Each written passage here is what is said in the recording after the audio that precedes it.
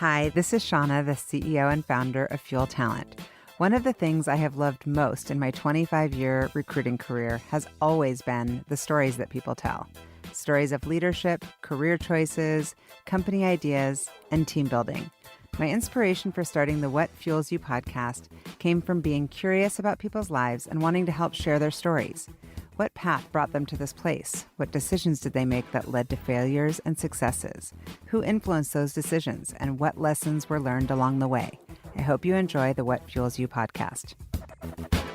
Today's guest on the What Fuels You podcast is Christy Johnson. Christy is an intrapreneur, entrepreneur, and strategist. She is currently building her fourth startup, Artemis Connection, a boutique strategy consulting firm passionate about helping innovative leaders reach their goals. She loves working for forward-thinking executives who want results.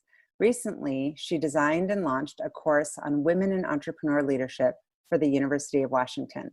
She has also facilitated courses on strategy, critical analytical thinking, storytelling, and designing organizations for creativity, innovation at the Stanford Graduate School of Business. She has 7 years of experience working in corporate strategy, including nearly 4 years at McKinsey Company. Before this, she was an award-winning economics and mathematics teacher. In 2005, Junior Achievement recognized Christy as its National Teacher of the Year. She loves to travel, read, play strategy board games, and explore the world with her twin boys, daughter, and husband. Welcome, Christy. You're not busy at all. I'm like reading that. I'm like, do you have twins or something? Are you like two people? How do you find time for all this, girl? Oh my goodness. Some days I wonder. I mean, I love what I do, so it makes it a lot easier. Yeah, and you make it look easy. Oh my, you should see my house. It's such a disaster.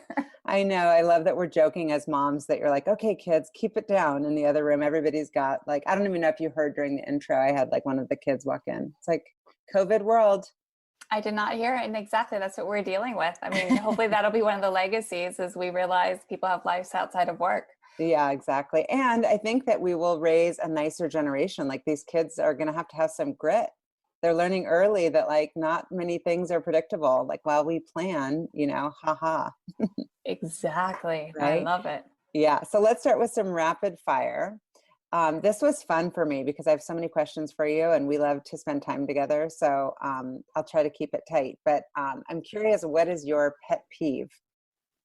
I don't have a lot of patience for just intolerance and people who are very judgy right off the bat about the way somebody looks or who they are. So that's a really big pet peeve and it usually gets me into trouble because I'll say something pretty directly. I think that's important. We have to hold each other accountable right now, right? Make us all nicer and more tolerant. Yeah. What is a common misconception about you? I mean, I often get told that people assume I'm nice, but the feedback I got once when I was working in strategy consulting is I'm like a feather with spikes.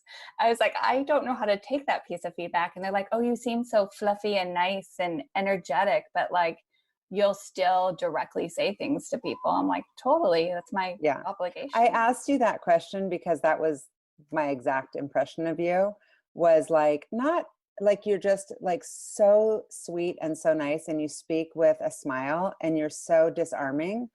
And then I was like randomly looking on LinkedIn. I'm like, we have over 1,000 people in common. I'm like, you're a master networker and a master connector. And I don't know that right away, first impression, I would have known your kind of intensity around connecting with people. And I felt so connected to you. I thought it was just a me thing.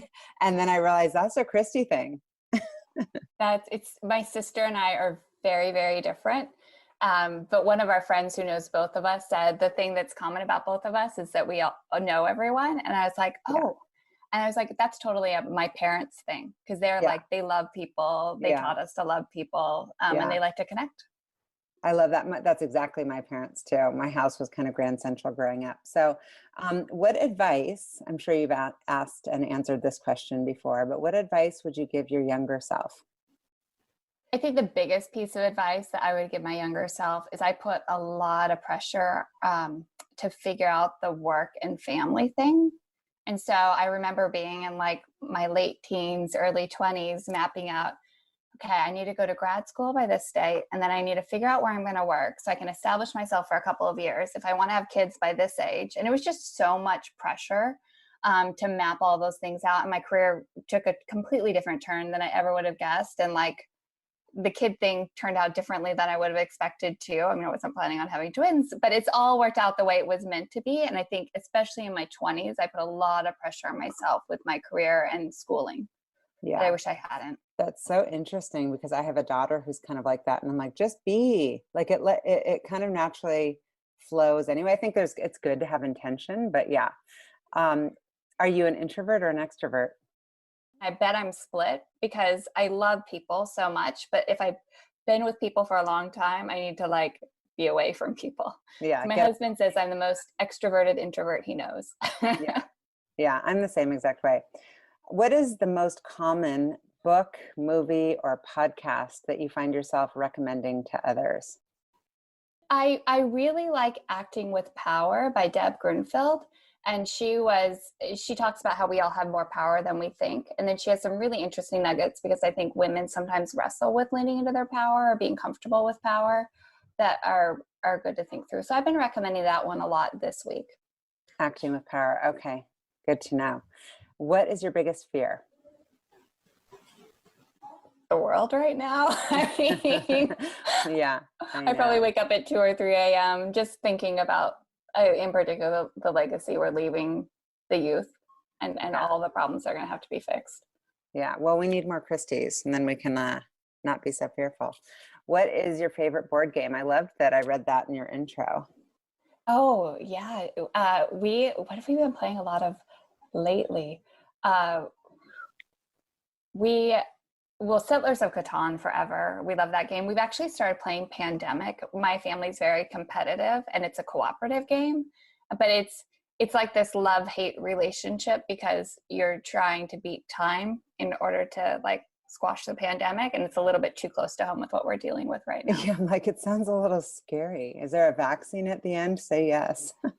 Yes, if you play it right, yes. Yeah. Okay, good. So tell me, we've had little talks about kind of how we grew up. I know you grew up in this area in Seattle. Tell me about your childhood. Like it sounds like your family was super warm and inclusive. Are you more like your dad or your mom? I actually grew up in Whatcom County, so much farther north. Ferndale, which is north of Bellingham. And I'm like a good mix of both of them. So I think what I so appreciate about my parents is they love learning. My mom was a teacher, and that was always really valued. And then my dad was more of an entrepreneur. So I remember being, a little kid and going to meetings with him and thinking it was like so interesting getting to hear the conversations. And at the same time swearing I would never be a teacher and I would never be an entrepreneur. So it's kind of ironic how it unfolds. Yeah. Well, you talked about when we were just talking in our rapid fire about the direction of your career and how it took a shift. Like, what did you think you were going to be? I mean, I think that this theme of learning, like I was very drawn to academia. So originally I was like, oh, maybe I'll go get a PhD, like in economics. So that led me to take a lot of economics and math classes. And then I was in an econ class where they showed that degree doesn't pay off. It's a lot of work. Yeah. As well as trying to figure out how I'd have children if I was going to get a PhD and have to go up to tenure, back to that theme of like overly planning. And then it was kind of this theme of, and again, this is both of my parents, like really wanting to give back to society. And I was incredibly grateful for some teachers that I had. Ferndale's a very small town. And when I was there, 10% went on to college, and that's if you include community college. And there are a few teachers 10%, who just 10%, and you're like, and you went to Western, right? And then I went to Western. Yep, financially. And wanted to just stay close to home and have a more affordable school. No, I was planning to go away. Did you get good grades in high school? Mm-hmm. Yeah, I had really good grades. I mean, and I had decent SAT scores. And again, like this is small town, right? I remember the guidance counselor saying, oh, you think you want to be a doctor? Like, how would you do that with having children? Maybe you should think about being a nurse. It felt like I was consistently being kind of dampered. And I remember one one teacher saying, have you heard of consulting? Like, you love to travel, consultants get to travel all the time. And I didn't really know what that was. I was planning to go away to another school, and then my senior year, everything fell apart financially for my parents.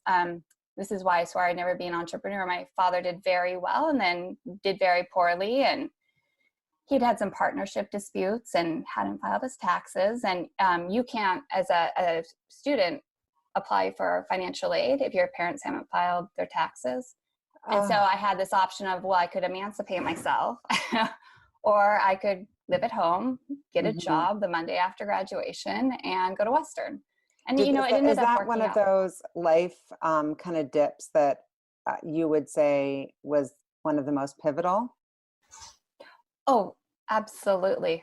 Did that put a strain on your relationship with your family, or was it like, now I better kind of contribute to try to save everybody?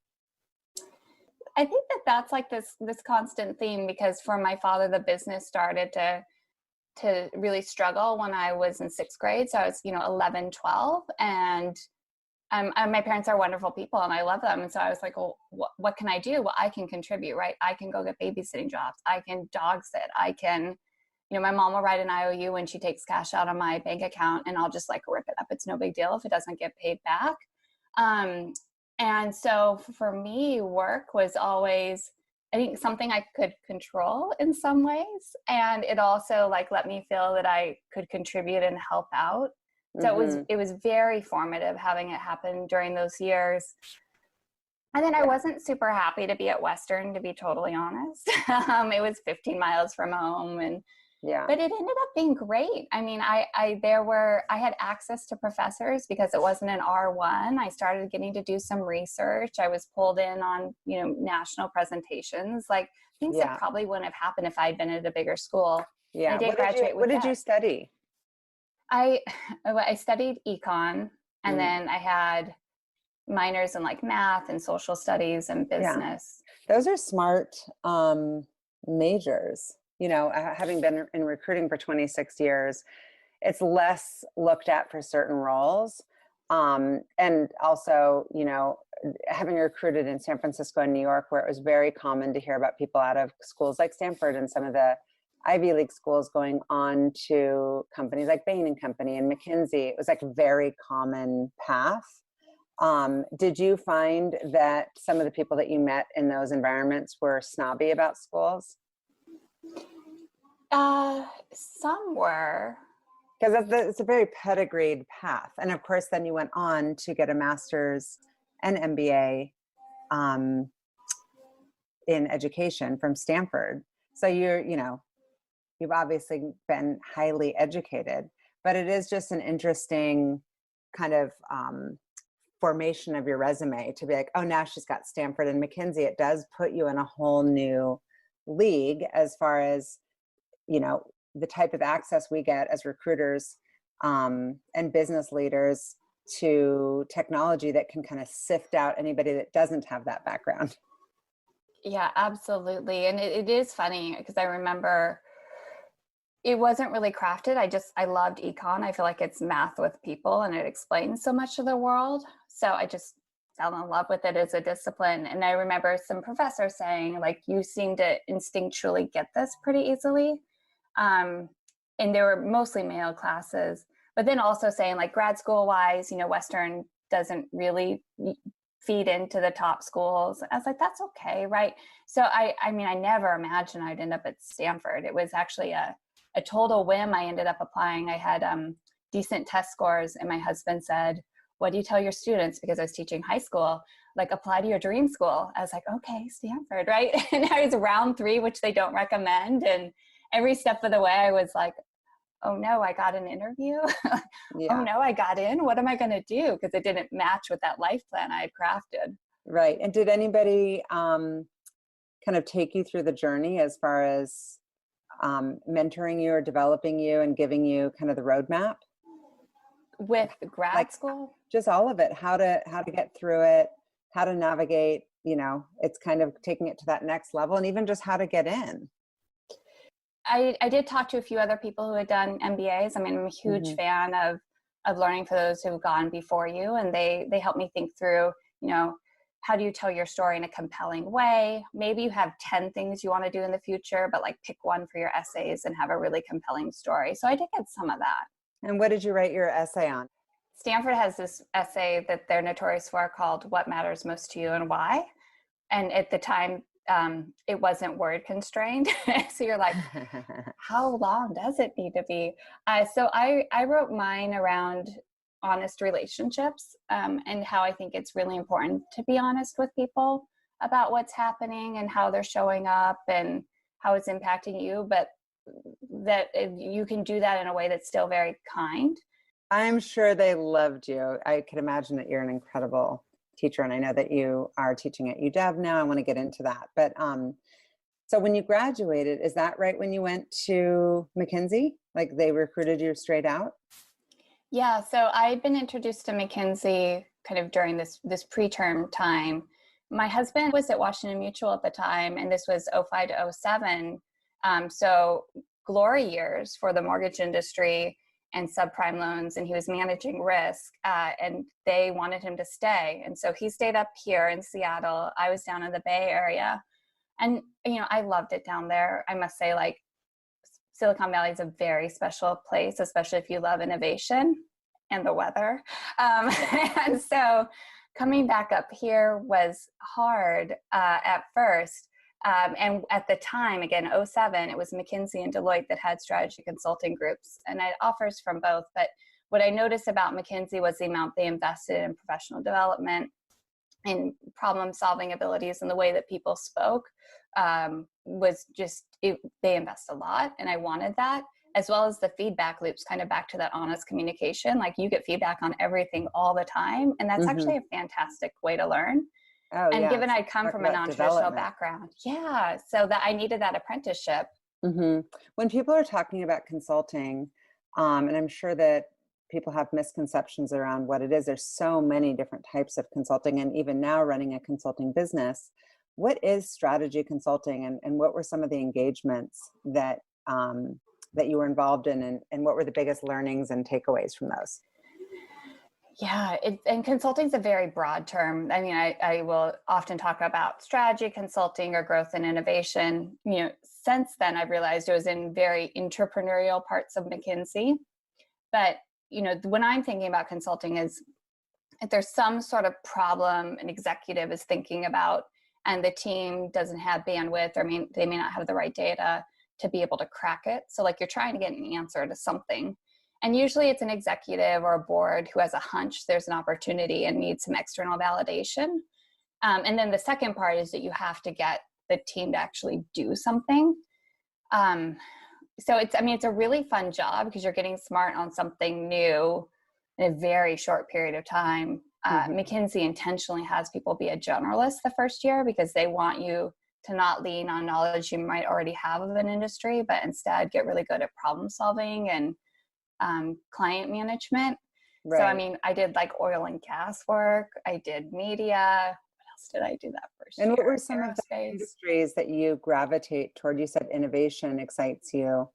Are there people, I guess you said a generalist, are there people that then become specialists in like technology strategy consulting? Yeah, or like supply chain. What other areas? Business analytics or business intelligence. There's a lot of that right now. So you can specialize over time, or you might specialize in an industry. So after a year, I actually ended up doing quite a bit of healthcare work, which I loved. I mean, right now, it's like such a hot area. I'm sure you're doing some of that business with Artemis. Yeah. And so after you left McKinsey, it looks like you had a few stints that were shorter, kind of trying to find your way. What made you leave McKinsey to begin with? So I actually love McKinsey much more than I thought I would. And then I had my daughter. So I have a 10-year-old. I adore her. She changed me so much. My mom, I still remember her laughing at me. She's like, you used to hop on a plane with like a minute's notice. McKinsey sent me to the Middle East with like 2 days notice, and I could come home once a month. And I was so excited. And then this little being shows up in my life, and I'm like, I do not want to step on a plane. And I knew with the Seattle office, I was going to be traveling all the time. and that isn't how I wanted to be as a mom. And I just didn't see a path forward at the firm at the time if I wanted to stay in client services. So I had this kind of, I hopped around a lot. And it was primarily former people I used to work with calling me up because they needed a strategy. So they needed to crack something and they needed the team turned around to execute it. And I was never looking when I'd get a call to go join someplace else, but they'd make me these really amazing offers. And a few of them were very good at saying, like, you need to do this for your career. And so I would say yes. Did you think, is that the first time when they started to say that to you, that you started to see yourself in that light as an entrepreneur? Or did you kind of know, even though you said, because of your dad, I'll never do this? Like, at what stage did you go, I kind of want to be an entrepreneur? I definitely was not saying it at that stage. I was like, it's so nice to have the stability of a company. But then in retrospect, I'm like, but the group I was running was like incubating a SaaS company, and we had a hardware accelerator, and we were driving the innovation groups internally. Mm-hmm. So I was basically doing it with the security of a big company. And in retrospect, I'm like, that was helping me learn and get more confident.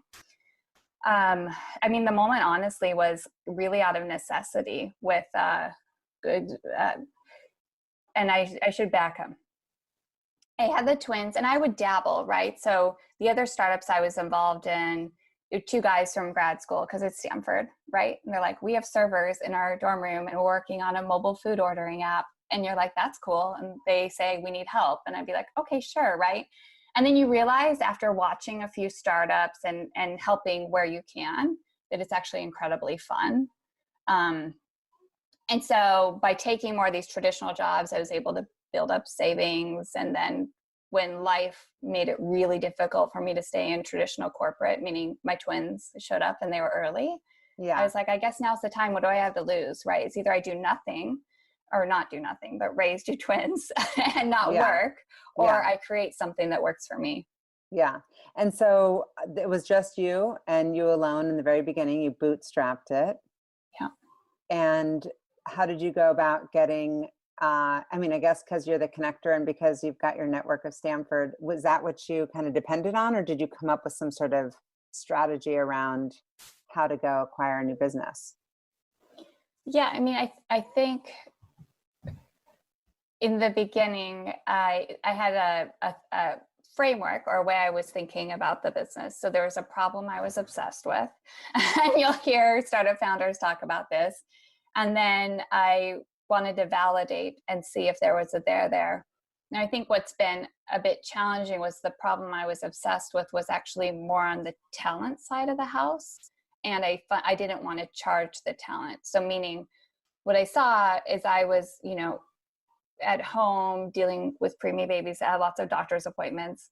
But there's a lot of talent that wasn't working to their full potential and needed some flexibility, but still wanted hardcore work. And at first I was like, oh, maybe this is just me, but I realized it was much broader. And then as I interviewed that group, they didn't want to have to do like the biz dev because it's a grind, and didn't want to have to deal with contracting because that's not really fun, or getting people to pay you on time. So I was hoping originally we could help companies manage that, which would be, hey, it's a tight labor market. There's actually this talent that would participate. They just need some different structural things. And I wanted to consult around that. Mm-hmm. So my goal was to have 40 conversations a week, 15 to 30 minutes, where people would just push on the idea. And again, I'm so lucky that I have like Stanford and McKinsey, because it's pretty easy to get people to talk to you. And most of them said no. We would not pay anything for that. I didn't know that this was where you started, because having been in recruiting for so long, I've had two friends kind of spin out and try to start that type of business. And I think we're now with COVID and remote work, people are probably more ready than ever. I'm sure you're busy and we'll get into that. But it's like there were the candidates, but the companies couldn't wrap their head around it for some reason. It's such old school now that, I mean, this year forced a lot of change in work. Yeah.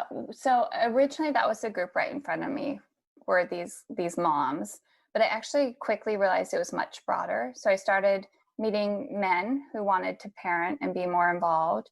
I started meeting, and I think this is going to hit really hard our generation, people dealing with aging parents, because like the doctor's appointments there can look very similar to having small children. And then the other two areas that really surprised me, one was around non-urban areas. So I'd start to find like amazing talent in the Midwest or in Eastern Washington. And they'd say, there aren't strategy jobs here, right? They're like the biggest company is. I was like, that's interesting. And then the other one would be just anybody wanting part-time work. Because with part-time work, you're seen as being, not as smart or not as committed. Right. And that there's people who want part-time work because they like to travel, or they're really civically involved, or they have their own startup that they're working on and they just need some revenue to come in so they can bootstrap longer. Yeah. I'm constantly meeting people that fit that kind of description. And I tell them about Artemis because I'm like, this is perfect. And I know that through your network and through your hard work, you've built quite a business. So tell me a little bit more about it. What is the business model and what do you guys specialize in? Yeah, sure. So again, we had this like 6 months where I'm trying to get people to activate this talent. They're all telling me no, or they're like, you can run a training for $1,000. And so then I started to ask, well, what would you pay us for? And they would share that, the fact that about a third of us come from McKinsey, Bain, BCG. If you look in the lower to mid-market space, there are a lot of boutique firms, but there aren't firms that have that national reach or even international reach. And, it ends up being actually a pretty compelling story. And we were excited about it too, which is, if you believe in capitalism, I do, that depends on competition. And we actually really need our lower and mid-market companies being able to compete with the bigger companies. And so that's probably a third of our work is lower to mid-market private equity, like not a space I thought we would be in. Another third's actually in like quasi-government foundation. So again, an area where they're wanting to be more entrepreneurial and think through trends, thinking about how they're investing, making some bets for 3 to 5 years out. And then the last third would be actually big companies, but they're non-core areas. So the education group at a high-tech company doesn't have the budget to bring in a McKinsey, Bain, or BCG, but they're still wrestling with some of the same strategy projects on where should we compete and how do we price. So those are the types of things that we end up helping with. And are you you're doing also the market research as far as comparative research to show them what other companies are doing, or just taking the ideas that they have and figuring out a way to push them forward, or kind of both? Definitely both, right? Trying to get good customer feedback. In some cases, if they tend to grow through acquisition, identifying targets and prepping them to do some more acquisitions. So it's pretty fun. Yeah, it sounds really fun. And how do you guys differentiate yourselves as far as when I know that right before this call, you just did a pitch. Like, who are you up against? Are there lots of other Artemis type of models out there? And why do they pick you? Yeah, something that we're constantly wrestling with. What I consistently hear are a couple of different things. I think one, the fact that like we do obsess about getting a good answer and making sure that the strategy ties to the financials, like when do you have to make investments and write checks. And then the second part of working with the team, so the team feels really comfortable with it. Some other consulting firms will keep that a little bit black box. They won't like openly share as many of the assumptions. So those are kind of two differentiators. The third and the fourth are around just speed. So we try, and again, because we're in lower to mid-market, stuff will come up quickly, right? Like have an LOI signed to buy this company. We grow through acquisition. We need to make sure there's enough other companies that we can acquire in this geography. Can you spin up a team tomorrow and be ready to go? Or like the deal is closing in 3 days and I need a team on the ground to help us figure out what we really bought. So that the speed that we can staff teams seems to be a place where we end up beating some of our competitors. So that's kind of a third reason. And then the fourth, and this has huge implications from an operational standpoint, but we were still willing to do it, was lots of times in these smaller to mid-market companies, you just need to turn strategy on for a moment in time. So we're not constantly trying to sell, which they appreciate. And Mm, obviously that means that like our pipeline needs to be bigger, and operationally we need to be able to staff and disband teams quickly.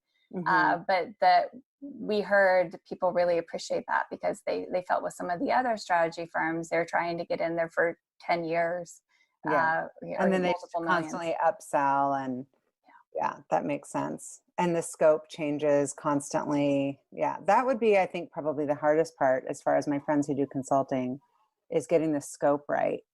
So that there's not kind of the scope creep of like, oh yeah, we said this, and then where they're kind of throwing in the 10 other things, and you're like, how do I have that conversation? Do you find those conversations difficult, or have they gotten easier over time? Just like the negotiation piece. You should ask my team. I think biggest goal they're putting on my dashboard for 2021 is to be better at scoping. It's really hard, Yeah. especially when you love the client, and we select our clients based on values, and you want them to win, and they keep asking you for things out of scope. It's pretty easy to go over quite quickly. Yeah, I would imagine. And so, what's your actual role? Like, if I was just kind of watching you day to day, besides being super mom, um, what type of activities are you doing versus the consultants that you have out on jobs? This is a place where I've asked, other people who are building firms. I find, especially if they're a few years ahead of me, they can help me anticipate. I feel like I'm consistently trying to figure out our biggest point of constraint, and just try to clear that. That what that ends up looking like. I mean, in our world, we have to have quality work, and we consistently have to deliver a quality experience for our clients. So there's implications for ops and tools. Business development, I think, as the founder, like that always is something you have on your plate, or what I've been hearing from everyone is you always have that on your plate. I love meeting new people, so I do draw quite a bit of energy from that. And then there's like these other strategic things that'll come up. Like, I mean, pre-COVID, we had a few folks talk about strategic partnerships that I hadn't really thought about. Are there areas where we should productize a little bit more?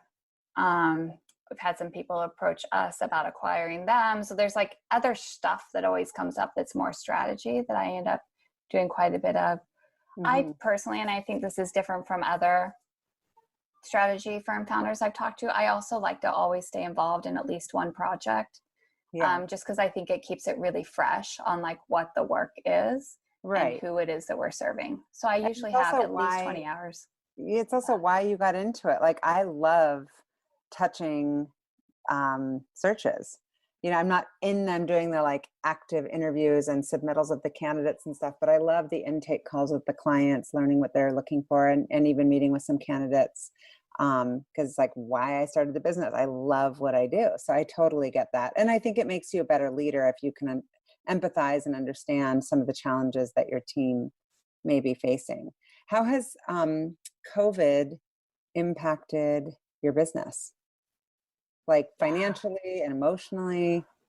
I'm super grateful, because I think especially in March and April, when we started to hit shelter in place, a lot of our clients actually realized it's hard to do some of the things that we do. So it's hard to problem solve in a virtual environment. It's hard to ideate. But we've been doing it for 5.5 years. So this will probably be our best year in terms of both revenue and profitability. And then I think for the team, like, it was actually, they have realized that there are some things that we figured out that are actually like pretty great. And so the team has really come together this year too. There were some moments during the summer where I think were a little bit more challenging, just with the team, because normally we encourage people to do those things to recharge them outside of work, like see people in person and travel and be outside. And those were just all taken away. So I think that just the general level of anxiety for everybody has been higher this year. Mm-hmm. But like financially, it's going to be a pretty good year. And then That's emotionally, it's awesome. tiring. Has it forced any sort of pivot? I mean, I know you talked about pre-COVID, some of the ideas, but pivot as far as some of the requests that you're getting. Like, I would imagine they're around change and like what you're hearing about trends as far as, the future. of work. Yeah, and that was a big part. I feel like Q2 was scenario planning, right? Like how many different ways could the future unfold? I feel like right now there's a lot more of help us understand trends that are being accelerated, because that's what this year is doing. It's accelerating some trends that were already in place. And how then can we try to be active in shaping the future we want instead of passively reacting, which I think some folks are realizing this is probably going to go on for a while. And so getting the team moving again will be a good thing. So definitely switch the mix of work quite a bit. And what are some of the trends? I mean, are they around, I don't know if you do stuff in this, but I would imagine from where I sit, there's challenges around, engagement and people feeling like those intersections of, like you're talking about, ideating and innovation, those things kind of happen more often in person, even just the whiteboarding, or the walking past somebody to grab a coffee, in the office. Do those things come up as far as companies just being like completely confused or lost about the direction? Yeah, there's definitely a lot around that. I think this other trend around mental health, and maybe the workplace needs to think differently about mental health, because that was actually one of the biggest surprises for me early on with running a remote company was we had people quit because of loneliness, right? And while we try to do as much as possible to replicate a workplace, it's not the same on video. And so we're definitely seeing that, and loneliness is very bad for your mental health. And so we're seeing some companies asking about that and trying to figure out the role that they should play. I think a second, especially in high tech, is concern about regulation, both domestically and internationally, and what are the changes going to be there? And I think the third, which is particularly hard for small to medium-sized companies, is kind of technology acceleration. So automation. Totally. Right? Like if you're running a restaurant or a chain of hotels and you're shut down for a couple of months, it's a good time to think about maybe to automate certain things, because then you don't have to worry about people being close to each other and giving COVID to each other. So that's the other trend that requires a capital investment, and it'll be interesting to see how that plays out over time. Totally. And outside of Artemis, I know that you are a mentor, you're a teacher, you do some nonprofit work. How do you prioritize these things, and what kind of, lens or vetting process do you go through to figure out how to spend your time, what's got the biggest kind of ROI? And it's one of those things too. I remember somebody saying in my early 20s, never say no to an opportunity because you don't know when it will come by again. But as we get older, it's more about, instead of FOMO, it's like, what's that? JOMO, the joy of missing out almost. Yes. Like creating these boundaries, which is really hard for me. At the beginning of 2019, I think I said, I'm just going to say that, I'm oversubscribed this year, or I'm over committed or whatever, and just stick with that and just see, which was really hard, because when you're doing a lot, those are the people that people ask to do more because they see you being an action person. What gives you the most fulfillment? What's the filter? Yeah, and I tend to think in terms of 3 themes. And so that's it. And if it doesn't fit in that theme, I say not right now. Yeah. And maybe those themes will change over time. And then to your point of energy management, I have been thinking a lot more about energy management. I mean, obviously the business takes a lot of time. My kids, we're all together all the time. Yeah. So they take a lot of time. Caught up with the family. What are the 3 themes? Yeah, so this one theme would be around entrepreneurial leadership. And that's led to the work with the University of Washington, which actually is incredibly energizing and I love it. I think a second around racial justice and anything that can advance that work. And then the third right now is public education. It ends up being linked, right? But I worry a lot about what's happening with our schools and the gap widening given how long completely. Tell me a little bit more. I know that I've come on as a guest speaker for your entrepreneurial class, but tell me a little bit more about who that is geared toward and what's included in that curriculum. And I think this for me was, just this, I'm never going to be an entrepreneur stance that I had. But then again, when I look back through my career, I'm like, well, if we had defined entrepreneurial the right way, I actually would have leaned into this. And so the goal of the class is that we kind of take the word entrepreneurial back from Silicon Valley and back from high tech. And all it is like you see a problem in the world that you want to solve, and you want to solve it in a way that creates some value, and you do it and you get results, right? I mean, Shauna, you're certainly that kind of person with what you built with Fuel. And the other thing that we noticed was a lot of the programs are very expensive. So the course sits in professional and continuing education. So it's about 8% the cost of a master's degree, which is great because then it can be a lot more attainable and accessible. And then the other part was a lot of the other programs require you to have an idea already or have a company. Well, what if you don't? What if you're just curious about like what's going on in the entrepreneurial space? So that's what we bring in.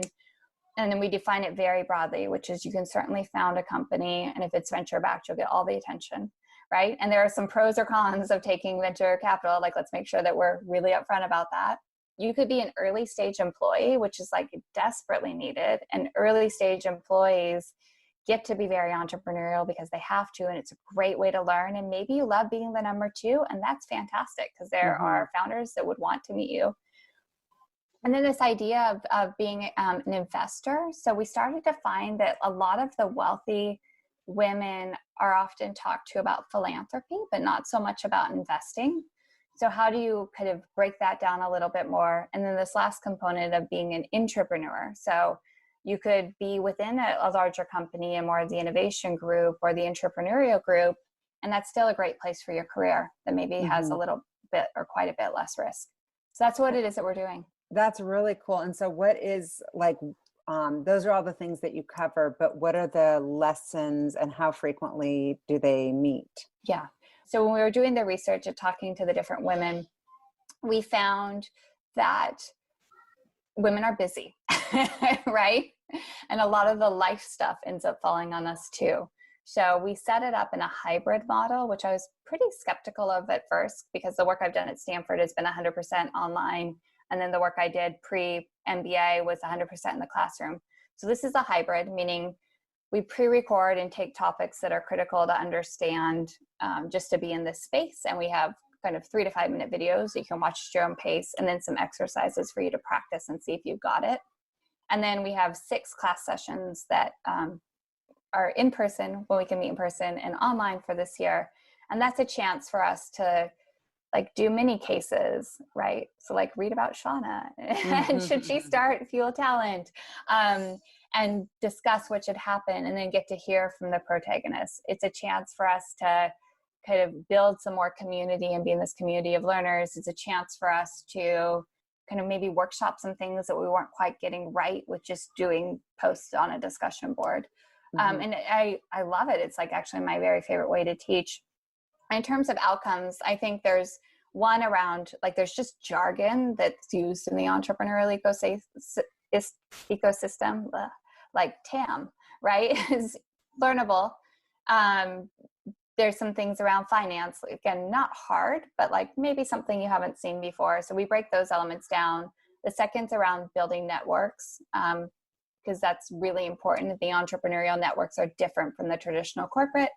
And then this last part around the joy of being a student is like you get to try some things, take a few risks. Nobody's going to know your grades. I mean, this is pass fail, and get to step back and reflect on, do I like that or not? Like, would I want to create, or does that actually stress me out and I enjoy the investing side more? And like, that's where I want to play. So just giving people a chance to experiment again. And that's what I was really grateful for at my time at Stanford too. So trying to replicate that for other women. I love this curriculum. I love the whole idea. I can imagine that you'd be great at it. If I wanted to take one of the courses and just pull out like the networks part, I feel like I've got kind of dialed. The finance part has always been a challenge. I never took really finance courses. And it actually, as you know, because of the case study, was something that held me back from starting a company sooner. can people just pull out little minis? And have you ever thought about productizing the course? Yeah, I love that. I mean, that's part of what one of the alums, well, actually a small team of alums is doing right now, because they are adamant that more women need access to it. And there's this like 100%. whole hidden world out there that we're just not introduced to. And so they're thinking through, how do we productize it? What are those discrete modules? How do we make sure that we're keeping this environment of women helping women? Because we need a lot more of that in the world. And scale it. So to be determined what that all ends up looking like, but there's a small team working on it right now of alums. That's really exciting. And because a lot of friends come to me with this type of question, being a recruiter and being an entrepreneur, they want to know, like, kind of if I think they would be good at being an entrepreneur, that type of question. And oftentimes, even if the answer is yes, they feel that maybe just the timing is not right. Do you hear that often, that they're like, I know that this is kind of something I want to do, but they kind of constantly every year are like, well, not this year, maybe next year? Absolutely. And I think, look, I did this myself, right? Like, maybe I need to start something, but I don't know, like, let's stay in these big companies. And I haven't ever really owned sales. I haven't really owned operations. Like, I need to go learn how to do that instead of just trusting myself. Yeah. And I bet you see this too, Shauna. I have men pitch me all the time. And I'll be like, how much traction do you have? And they'll say, oh, I've scheduled 2 interviews to talk about our idea. I'm like, that's not traction, right? And then I'll meet women who've been thinking about something for a long time, and they'll be like, oh, it's not really a business. I'm like, what are you talking about? You have like 3 employees. That's a business. Oh, it's just a lifestyle business. I'm like, you still have founded something.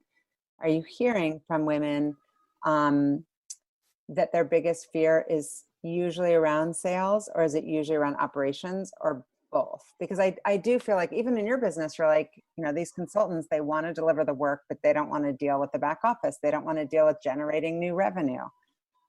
Is that a big obstacle for people? I think that's some of it. I think the other part though is a bit deeper around, do I want to have power? Do I want to be influential? What if I fail? What if I mess up? Will I be able to do this and still take care of the things outside of work? Because so much of the mythology is like the bros in hoodies working 996, right? And do I want to sacrifice all of that? So I do think it's a bit deeper, because you can learn sales. I mean, look, I've learned sales. I never thought I would be able to do it. Yeah, you're really good at it too. Interesting.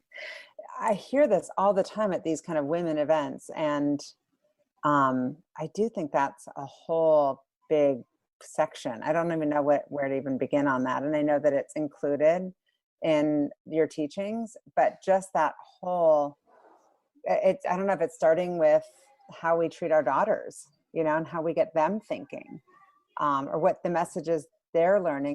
And then the other part that I love about it, and why I'm particularly feeling a sense of urgency right now, is, look, like 1 million women dropped out of the labor market in September. 1 in 4 working moms is considering quitting. I think the rest are probably lying. Like, just a sense of agency of, sometimes you have to create your own opportunity, and you can do that. You can learn how to do that. And then you can create opportunities for others too. And like, there's something very rewarding about that I wish we would talk more about. That part is probably the most rewarding part for me of being an entrepreneur, is how I feel when I feel like my team is really satisfied and really engaged, and they feel lucky to work at Fuel. It's just like the best feeling ever. I completely agree. So I'm curious, I started out the podcast asking how you do it all. Do you have some sort of ritual that you do daily or weekly to set yourself up for success? Or are you kind of on your heels like most working moms? Depends on the week. I mean, I try to get up earlier. I'm a big sleep person. So I try to get up earlier, kind of before everyone else. And if I can squeeze in a workout, even if it's only 15 minutes, but just something. And then also reading, because that like usually grounds me and gets me ready for the day. I think there's a second part, like usually on Sunday, I'll do a look ahead at the week and what are the 3 most important things. If I only get those 3 things done this week, like what are they? And I'll write them down. And then I'm super fortunate with my partner. Like my husband's always been a huge champion of my career. And, we kind of shift our day so we can be parent on point at different moments in time. And he does a lot of the dinner cooking and the dishes and the laundry. Wow. And I'm really grateful that he's willing to do that. Yeah. That's what a true partnership looks like. And when the whole lean in movement came years ago, that was a big part of the conversation, was like the men need to lean in too, in order for the women to quote unquote kind of do it all or have it all, because it does default to the woman kind of running the household as far as the kids. So exactly. that other stuff is really helpful. Well, I'm super glad to have you on the podcast. I always end it with asking the ultimate, what fuels you? I get fueled when I see other people believing in themselves and thinking and knowing that they can do some good in the world. So that fuels me. Yeah, I love it. Thank you so much. So good to see you. I'm sending big, huge virtual hugs. Thanks for having me. It was good to see you as well. Thank you for listening to the What Fuels You podcast. Be sure to subscribe, rate, and review on iTunes, Google Podcasts, or Spotify, and follow us on social media to keep up with the latest news and episodes. You can also contact us at podcast@fueltalent.com to provide feedback, ask questions, and share topics or guests you would like us to cover in the future. We hope you feel inspired by our guests and that we have helped fuel your day. Join us next time for another episode of What Fuels You.